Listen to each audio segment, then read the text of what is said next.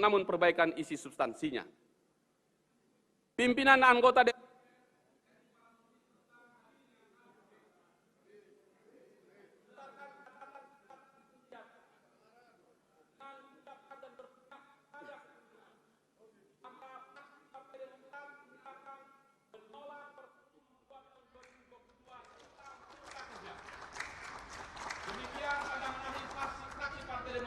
Lagi mikrofon mati saat paripurna Puan atas bawah 5 menit.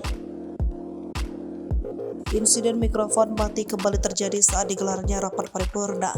Terbaru terjadi dalam rapat paripurna DPR ke-19 masa persidangan 4 tahun sidang 2022 sampai 2023, Selasa 21 Maret 2023 kemarin.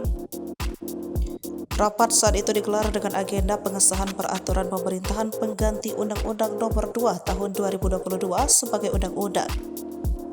Ketua DPR RI Puan Maharani duduk sebagai pimpinan rapat didampingi oleh pimpinan DPR lain yakni Sufmi Dasko Ahmad, Lodwig F. Paulus, dan Rahmat Gobel. 9 fraksi DPR hadir mengikuti rapat tersebut. Ketika Puan hendak mengesahkan Perpu Cipta Kerja, fraksi Demokrat menyampaikan instruksinya diwakili oleh anggota Komisi 3 Hinca Panjaitan. Hinca meminta ke atas panggung agar interupsinya tidak dibatasi timer. Oleh Puan, Hinca dipersilakan menyampaikan pandangan dari atas podium. Dia mengingatkan bahwa waktu untuk bicara hanya 5 menit. Di sini awal mula terjadi mikrofon mati. Hinca pun naik ke atas podium. Mewakili fraksi partainya, dia menyatakan penolakan pengesahan Perpu Cipta Kerja menjadi undang-undang.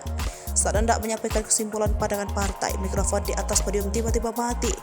Ternyata, Hinca telah berbicara selama 5 menit hingga mikrofon otomatis tak menyala. Meski demikian, Hinca tetap lanjut menyampaikan pandangan partainya. Dengan suara yang lebih lantang meski tanpa mikrofon, Ketua Dewan Kehormatan Demokrat itu menegaskan sikap partainya yang menolak pengesahan Perpu Cipta Kerja menjadi undang-undang. Aksinya itu pun menuai tepuk tangan meriah dari anggota fraksi Demokrat lainnya. Setelah tuntas berbicara, ia pun turun dari podium dan kembali ke tempat duduknya. Pada akhirnya Perpu Cipta Kerja tetap disahkan menjadi undang-undang. Meski fraksi Demokrat menolak dan fraksi Partai Keadilan Sejahtera melakukan aksi walkout dari ruangan. Peristiwa mikrofon mati saat sidang paripurna setidaknya sudah 3 kali terjadi. Pertama kali terjadi tahun 2020 ketika Benika Harman melayangkan protes. Lalu pada Februari 2021 di mana korbannya kali ini adalah Gus Pardigaus. Ketiga terjadi pada Mei 2022 yang menimpa Amin.